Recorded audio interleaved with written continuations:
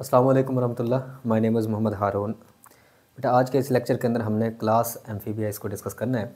Last lecture के अंदर हमने सुपर क्लास स्पाइसेस की जो दो क्लासेस थी, क्लास कॉन्डिक्टाइस, ऑस्टिक्टाइस, इनको हमने मुकम्मल कर लिया था। और उसके बाद हमने दो छोटे छोटे टॉपिक देखे थे जो बोर्ड में शॉर्ट क्वेश्चन के लिहाज से भी पूछे जाते हैं कि एवोल्यूशन कैसे हुई है एक्वेटिक से लैंड हैबिटेट के अंदर। और इसके अलावा हमने एक्वेटिक और लैंड हैबिटेट के दरमियान डिफरेंस भी हमने देखा था। तो आज के इस लेक्चर के अंदर हमने डिस्कस करना है क्लास एम्फीबिया, जिनको हम कह सकते हैं कि ये पार्शली एक्वेटिक है, यानी कुछ हद तक तो पानी के अंदर रहते हैं, लेकिन इसके अलावा इनके अंदर बहुत सारे करैक्टर ऐसे भी डेवलप हुए हैं जो इन्हें खुश्की पर रहने के काबिल बनाते हैं। तो स्टार्ट करते हैं क्लास एम्फीबिया। तो एम्फीबियन के अंदर जो करैक्टरिस्टिक है, amphibians are intermediate between aquatic and true terrestrial animals. इनकी जो खसूसियात हैं वो पानी के अंदर रहने वाले जानदार यानी कि एक्वेटिक और खुश्की पर रहने वाले जानदारों के इन बिटवीन है, दरमियान में है। क्योंकि इनका आगाज़ जो है वो एक्वेटिक लाइफ से हुआ है, फिशेस से हुआ है, पानी में रहने वाले जानदारों से हुआ है, लिहाजा इनमें कुछ करैक्टरिस्टिक जो हैं वो एक्वेटिक एनिमल्स वाली तो लाजमी होंगी।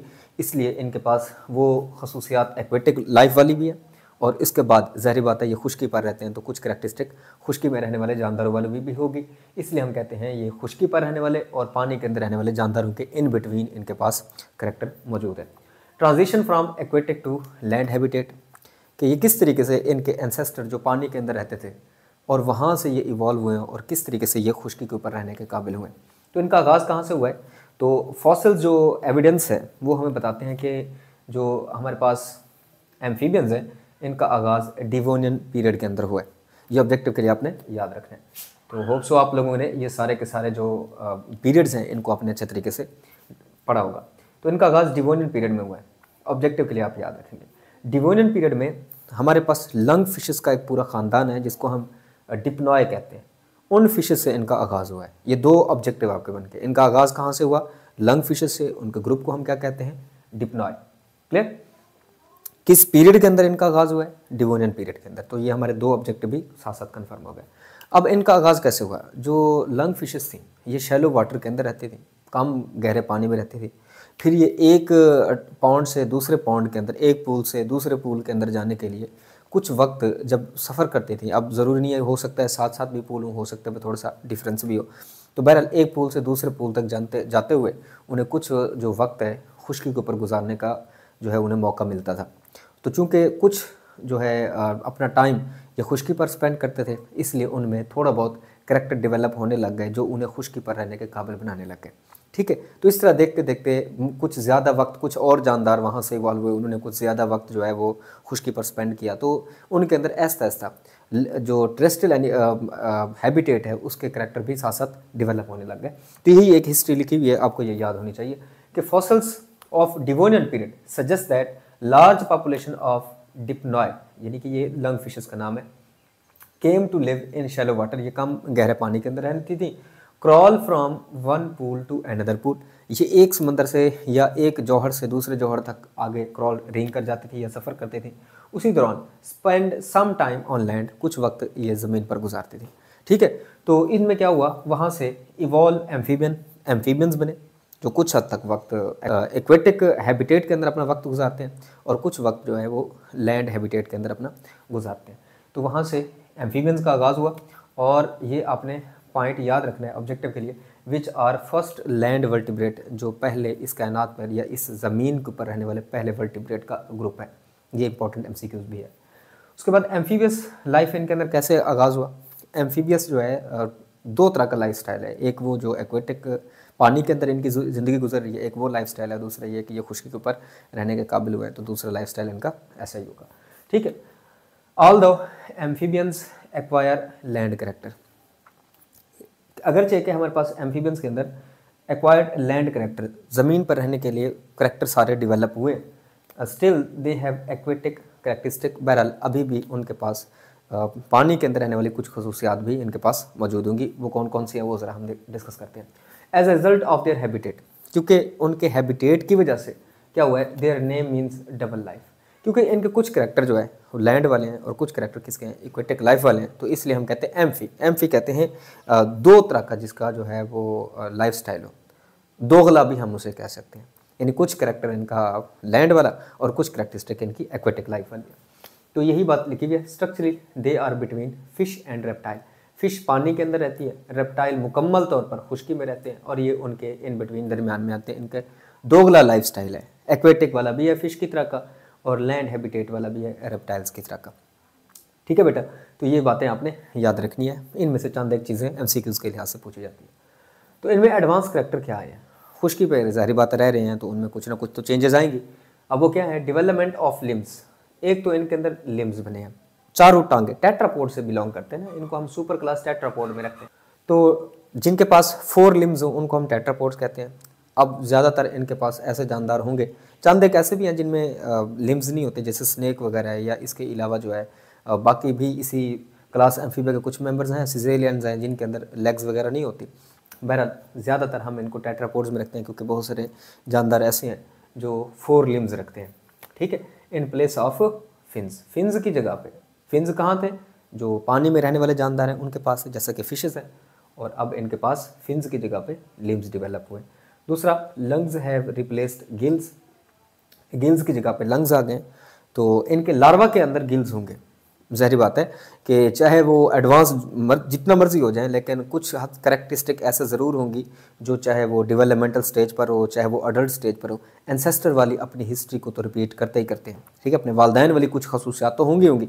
तो इनके पास गिल्स की जगह पे लंग्स तो आ चुके हैं, लेकिन इनके लार्वा के पास अभी भी गिल्स होंगे और वो गिल्स के ज़रिए ही आगे सांस लेते हैं। Changes also occurs in circulatory system.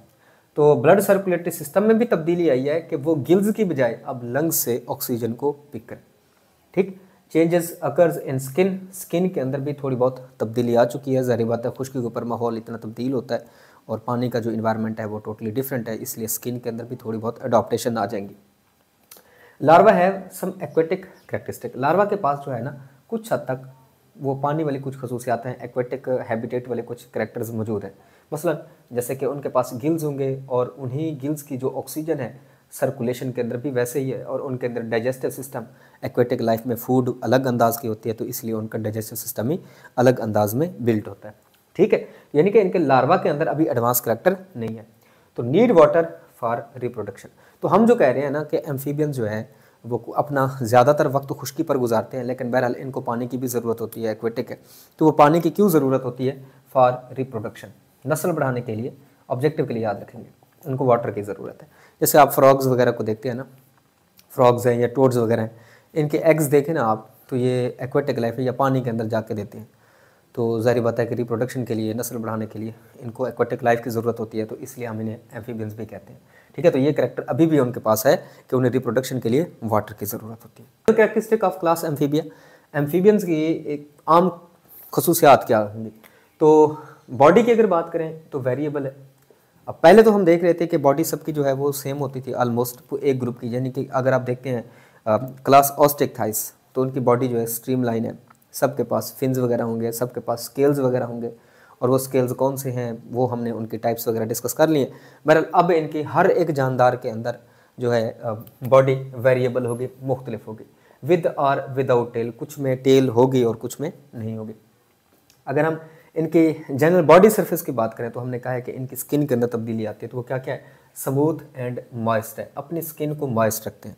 अच्छा, पहले जो थे वो तो वैसे ही पानी के अंदर रहते थे, तो वो वैसे मॉइस्ट ही रहती थी उनकी स्किन, लेकिन बहरहाल अब खुश्की पर आ गए हैं, अपनी स्किन को मॉइस्ट रखेंगे। यहाँ से गैसेस एक्सचेंज, गैसों का तबादला मॉइस्ट सरफेस से अच्छी तरह से होते हैं, और इनकी जो स्किन है अब वो स्मूथ है। पॉइजनस ग्लैंड्स मौजूद हैं, जैसे कि बुफो साइंटिफिक नेम है, या हम उसे वैसे टोड्स कहते हैं। ठीक है, तो टोड्स के अंदर पॉइजनस ग्लैंड होते हैं, जहरीले ग्लैंड होते हैं। अफ्रीका के अंदर जब शिकार करना हो ना, तो ऐसे जानवरों को, एम्फीबियंस को पकड़ के उनको मार के उनका ब्लड वगैरह लगा देते हैं, या उनकी स्किन के अंदर वो जो तीर होता है उनका वो डिप कर देते हैं, तो जिससे भी शिकार करते हैं। इतने पॉइजनस भी आपको अफ्रीका के जंगलों के अंदर एम्फीबियंस मिल सकते हैं। ठीक है, तो इस तरीके से वो शिकार करते हैं, उनके पॉइजनस ग्लैंड की जो जहर होती है वो लगा लेते हैं और फिर उसके बाद शिकार करते हैं। इनके पास पिगमेंट सेल्स हैं जिनको क्रोमैटोफोर कहते हैं, क्रोमैटोफोर, क्लियर? तो वो पिगमेंट सेल्स हैं जो आगे कलर को तब्दील करने की करैक्टरिस्टिक इनको देते हैं। कलर चेंजिंग का जो पैरामीटर है इनके पास भी मौजूद होता है।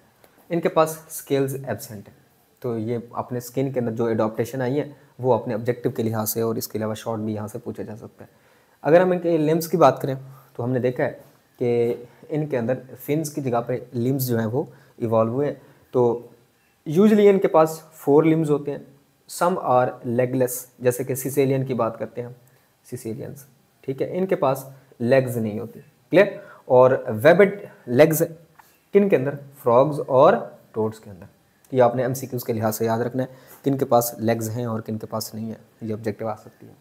बहरहाल कोल्ड ब्लडेड है, यानी कि नो थर्मो रेगुलेशन हम कह सकते हैं, नो टेम्परेचर रेगुलेशन, इनके अंदर अपने टेम्परेचर को बैलेंस में रखने के लिए कोई ऐसी एडॉप्टेशन मौजूद नहीं है। मेरे जैसे इन्वायरमेंट चेंज होगा वैसे इनके बॉडी का टेम्परेचर भी ऑलमोस्ट चेंज हो जाता है। तो जो कोल्ड ब्लडेड जानदार हैं, जो अपने बॉडी टेम्परेचर को रेगुलेट नहीं करते, मेंटेन नहीं करते, उनको परकिलोथर्म भी कहते हैं। वो जानदार जो अपने बॉडी टेम्परेचर को मेंटेन नहीं कर सकते। अच्छा, ये फिर क्या करते हैं, इनका बॉडी टेम्परेचर तो मेंटेन नहीं हो सकता, बहरहाल ये क्या करते हैं, स्लीप में चले जाते हैं, अपने आप को छुपा लेते हैं। विंटर स्लीप को बेटा नाम देते हैं हाइबरनेशन का। और जो समर स्लीप है, गर्मियों के अंदर ये ज़मीन के अंदर चले जाते हैं, सर्दियों के अंदर भी ज़मीन के अंदर चले जाते हैं, तो हम उसे कहते हैं विंटर स्लीप, और इसका नाम है हाइबरनेशन। तो ये ऑब्जेक्टिव के लिए याद रखेंगे। और एस्टिवेट लफ्ज़ उन्होंने लिखा हुआ है, ये समर स्लीप के लिए होता है। गर्मियों के अंदर भी, सख्त गर्मियों में भी ये रात के वक्त निकलते हैं, वगरना दिन के वक्त बिलों के अंदर छुप जाते हैं। तो हम इसे समर स्लीप कहते हैं, या हम इसे सिंपल लफ्ज़ों में एस्टिवेशन भी कहते हैं। बहरहाल इनका टेम्परेचर रेगुलेशन होती नहीं है, तो अपने आप को छुपाते फिरते हैं कि इन्वायरमेंट का इफेक्ट इनके ऊपर कम से कम हो। नेक्स्ट वन जो हमारे पास करैक्टर है वो है इनका सर्कुलेशन का। तो इनके पास हार्ट जो है 3 चैम्बर्ड होता है, 3 चैम्बर्स हैं, उसमें 2 एट्रिया होते हैं, लेफ्ट और राइट एट्रिया, और प्लस सिंगल यानी 1 वेंट्रिकल होता है, 1 वेंट्रिकल, ठीक है। तो इनका हार्ट 3 चैम्बर्ड है, 2 एट्रिया और 1 वेंट्रिकल। अगर आपने इस पर डिटेल लेक्चर देखना है तो आपने सर्च कर लेना है हार्ट ऑफ एम्फीबियंस, तो आपको इस पर मेरा लेक्चर मिल जाएगा, तो वो आप लोगों ने उसको ज़रूर सुन लेना है। तो इनके हार्ट को एट्रियो वेंट्रिकुलर या एट्रियो वीनस हार्ट भी कहते हैं। एट्रियो क्योंकि इसके अंदर ऑक्सीजनेशन के लिए लफ्ज़ होता है, वीनस का मतलब होता है डी ऑक्सीजनेटेड, क्योंकि वेन्स के अंदर क्या होता है, डी ऑक्सीजनेटेड ब्लड होता है, और जो आर्टरीज होती हैं इनके अंदर ऑक्सीजनेटेड ब्लड है। चूँकि इनमें डी ऑक्सीजनेटेड और ऑक्सीजनेटेड ब्लड वेंट्रिकल के अंदर मिक्स हो रहा होता है, तो इसलिए इनको हम कहते हैं एट्रियो वेंट्रिकुलर हार्ट इनके पास मौजूद है। मिक्सिंग ऑफ ब्लड हो रही होती है, यहाँ पर oxygenated D oxygenated blood mix हो रहा होता है। इसके अलावा इन चैम्बर्स के अलावा 3 चैम्बर्ड है, तो 3 चैम्बर के अलावा कुछ एसेसरी यानी कि इजाफी चैम्बर्स भी होते हैं। उनमें फर्स्ट वन है हमारे पास साइनस विनोसस और कोनस आर्टेरियोसस। ये ऑब्जेक्टिव के लिए आप लोगों ने याद रखना है, दोनों एसेसरी चैम्बर्स के नाम आने चाहिए। साइनस विनोसस यानी कि डायरेक्ट ब्लड जो है एट्रिया के अंदर नहीं आता, पहले एक इजाफी चैम्बर है साइनस विनोसस, उसमें ब्लड आता है राइट एट्रियम से, फिर राइट वेंट्रिकल, और राइट वेंट्रिकल से आगे कोनस आर्टेरियोसस के जरिए ब्लड लंग्स को जाता है, फिर वहाँ से ऑक्सीजनेटेड होकर लेफ्ट एट्रियम में आएगा, फिर लेफ्ट वेंट्रिकल, फिर उसी हमारे पास कोनस आर्टेरियोसस के जरिए ब्लड आगे पंप होगा। तो ये आपने पॉइंट याद रखना है, इनके पास इजाफी चैम्बर भी होते हैं। 3 चैम्बर तो वैसे हार्ट के अंदर है ना, इसके अलावा हार्ट से बाहर इजाफी चैम्बर होते हैं। रेस्पिरेशन की अगर हम बात करें तो इनके पास 4 तरीक़ों से रेस्पिरेशन होती है। बहरहाल हमारी बुक में 3 ये जो है चीज़ें लिखी हुई हैं। अच्छा, गिल्स के ज़रिए रेस्पिरेशन किस में होती है, लार्वा के अंदर होती है। स्किन के ज़रिए लार्वा में भी हो सकती है, अडल्ट में भी हो सकती है। तो लार्वा और अडल्ट्स दोनों के अंदर स्किन के ज़रिए हो सकती है। लंग्स के ज़रिए अडल्ट के अंदर ख़ास तौर पे होती है। अब मैं आपको इसका ना थोड़ा सा मतलब समझाता हूँ। गिल्स के ज़रिए जो रेस्पिरेशन होती है उसे हम कहते हैं ब्रैकेरी रेस्पिरेशन। स्किन के ज़रिए जो होती है उसको हम कहते हैं क्यूटेनियस रेस्पिरेशन। और लंग्स के ज़रिए जो रेस्पिरेशन होती है उसे हम कहते हैं पल्मोनरी रेस्पिरेशन। और बकल कैविटी, माउथ के ज़रिए भी, इवन के मुंह के अंदर भी इनके गैसों का तबादला होता है, तो हम उसे कहते हैं बकल रेस्पिरेशन। फ्रॉग, अकेले फ्रॉग को भी अगर आप देखें ना तो फिर ये चारों तरह की रेस्पिरेशन आपको समझ आ सकती है। जो फ्रॉग के लार्वा होते हैं वो पानी के अंदर रहते हैं, ज़ाहिर बात है पानी के अंदर रहते हैं तो उनको रेस्पिरेशन के लिए गिल्स की ज़रूरत होती है। इसके अलावा उनकी बॉडी सरफेस के ज़रिए भी गैसेस एक्सचेंज हो सकता है। दूसरे नंबर पर यहाँ पर लिखा हुआ है स्किन। तो स्किन लार्वा के अंदर स्किन के ज़रिए भी हो सकती है, गिल्स के ज़रिए भी, लेकिन सबसे ज़्यादा वो गिल्स के ज़रिए सांस लेते हैं। अडल्ट जो हैं, जैसे आप कह सकते हो अडल्ट फ्रॉग है, ये पानी के अंदर जाती है, तो पानी के अंदर गैसों का तबादला किस तरीके से होगा, इनके पास अडल्ट में गिल्स नहीं होते, फिर स्किन के ज़रिए गैसों का तबादला करते हैं। अच्छा, उसके बाद मड के अंदर, कीचड़ के अंदर चले जाते हैं, तब भी गैसों का तबादला स्किन के ज़रिए होगा। तो ये पॉइंट आपने याद रखने हैं कि अडल्ट अगर पानी में होंगे या मड के अंदर, कीचड़ के अंदर होंगे, तो उनके अंदर गैसों का तबादला किसके जरिए होगा? स्किन के जरिए होगा। लंग्स के जरिए कब होता है? जब अडल्ट खुश्की पर हो और वॉक कर रहा हो, रनिंग कर रहा हो, दौड़ रहा हो, चल फिर रहा हो, ठीक है, तब ये अपने लंग्स को इस्तेमाल करते हैं और हम उसे कहते हैं पल्मोनरी रेस्पिरेशन। फिर उसके बाद बकल कैविटी, माउथ के जरिए, बिल्कुल अगर कोई फ्रॉग बैठा हुआ है, आप उसे डिस्टर्ब नहीं करते तो उसकी एक्टिविटी कम होती है, बहुत कम है, इसलिए उसे लो ऑक्सीजन की जरूरत होती है, बहुत कम ऑक्सीजन की जरूरत होती है। फिर वो क्या करता है? अपने नॉस्ट्रल्स के जरिए, माउथ के जरिए नहीं, नॉस्ट्रल्स के जरिए हवा को लेकर जाता है, अपने बकल चैम्बर के अंदर बस उसको भर के रखता है, आगे लंग्स में नहीं जाने देता। फिर वहाँ पर थोड़ा बहुत जो गैसों का तबादला होता है वो आसानी से ईजिली हो जाता है, फिर उसी को नॉस्ट्रल के जरिए बाहर निकाल देते हैं। तो अब चूंकि माउथ के अंदर उसने हवा भरी है, वहाँ गैसों का तबादला हो रहा है, तो हम इसे कहते हैं बकल रेस्पिरेशन। तो चारों तरह की रेस्पिरेशन आपको एम्फीबियंस के अंदर आपको बता दी है, और चारों तरह की पॉसिबल है इनके पास रेस्पिरेशन। स्टेजेस डिफरेंट हैं, ये अपने पॉइंट याद रखना है। रिप्रोडक्शन की अगर हम बात करें तो ये सेक्सेस इनमें सेपरेट होते हैं। बहरहाल इनका एक ग्रुप ऐसा है जिसमें मेल और फीमेल कंबाइन होते हैं, यानी दोनों सेक्सेस मौजूद होते हैं। तो सेक्सेस इनमें क्या होंगे बेटा? सेपरेट होंगे। फर्टिलाइजेशन इनमें एक्सटर्नल होती है, ये अपने पॉइंट याद रखना है। मैंने कहा था कि एक्वेटिक लाइफ के अंदर अगर कोई जानदार पानी के अंदर रहते हैं तो वहाँ पर ज़्यादातर चांसेस हैं एक्सटर्नल फर्टिलाइजेशन के। क्या मतलब है कि एग और स्पर्म की जो फर्टिलाइजेशन होगी, फ्यूजन होगी, वो बाहर होगी, फीमेल की बॉडी से बाहर होगी। क्लियर? तो फर्टिलाइजेशन एक्सटर्नल है। डेवलपमेंट इनमें इनडायरेक्ट है। ये कंसेप्ट हमने काफ़ी बार डिस्कस किया है कि डायरेक्ट डेवलपमेंट वो होती है कि जिसमें जाइगोट डायरेक्ट अडल्ट के अंदर तब्दील हो जाए। इनडायरेक्ट क्या होती है? जाइगोट लार्वा में तब्दील हो और फिर लार्वा बाद में अडल्ट में तब्दील हो, यानी इनके अंदर लार्वा बनेंगे। और कौन कौन से लार्वा हैं? बहरहाल मोस्ट कॉमन लार्वा जो एम्फीबियंस के अंदर आपको नजर आता है वो है टैडपोल लार्वा, वगरना कुछ के अंदर एक्सोलोटल लार्वा भी होता है। एक्सोलोटल लार्वा, दो तरह के लार्वा के नाम लिखे, आप उसको याद कर सकते हैं। अच्छा, उसके बाद ये एन एमनियोट्स है। तो एन एमनियोट्स किसे कहते हैं? ये भी चीज़ें डिस्कस हो चुकी हैं, जिनके अंदर कोरियन, एमनियन, एलेंटॉइस, जिनको फीटल मेम्ब्रेन कहते हैं, अगर किसी में मौजूद है तो हम उन्हें हम कहेंगे कि एमनियोट्स, और जिनमें मौजूद नहीं होंगे उनको हम कहेंगे एन एमनियोट्स। ठीक है, ए एमनियोट्स भी हम उन्हें कहते हैं। तो ये एमनियोट्स के अंदर आते हैं, यानी कि इनके अंदर वो एन एमनियोट्स, इनमें फीटल मेम्ब्रेन मौजूद नहीं होगी। स्केलेटन की अगर हम बात करें तो इनका जो स्केलेटन है बोनी होता है, बोन्स मौजूद होती है, और डाई कुंडालिक इनका हेड होता है। स्कल जो होते हैं ना, इनके स्कल के अंदर दो तरह के कुंडाइल होते हैं, फिक्स होते हैं, इस वजह से ये ऐसी ऐसी मूवमेंट इनके अंदर हो सकती है। डाई कुंडालिक इनका हेड होता है, ये अपना पॉइंट याद रखना है। क्लियर? अच्छा, स्केलेटन के हवाले से कुछ और बातें अगर हम इनकी साथ डिस्कस करें, इनके स्केलेटन में जो ईयर बोन्स हैं 3 होती हैं वैसे, लेकिन इनके पास सिंगल बोन होगी, ये भी आपने पॉइंट याद रखना है। एक टेम्पेनम होता है जिसे हम कान का पर्दा कहते हैं, फिर उसके बाद मिडल ईयर के अंदर सिंगल जो है बोन होगी, फिर उसके बाद आगे इनर ईयर बिल्कुल वैसा होता है जैसा कि हमारे पास मौजूद है।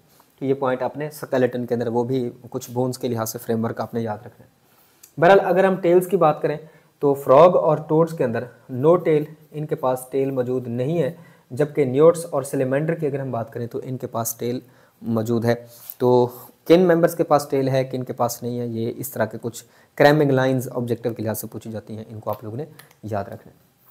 तो ये आज का हमारा लेक्चर था जिसके अंदर हमने क्लास एम्फीबिया, इसके आगाज़ किस पीरियड में हुआ है और फिशेस के किस ग्रुप से हुआ है, फिर उसके जनरल फीचर्स को हमने डिस्कस किया है। इंशाल्लाह नेक्स्ट लेक्चर के अंदर हमने क्लास रेप्टिलिया, इसको डिटेल से डिस्कस करना है। आज के लिए बस इतना ही है, इजाज़त दीजिए, अल्लाह हाफ़िज़।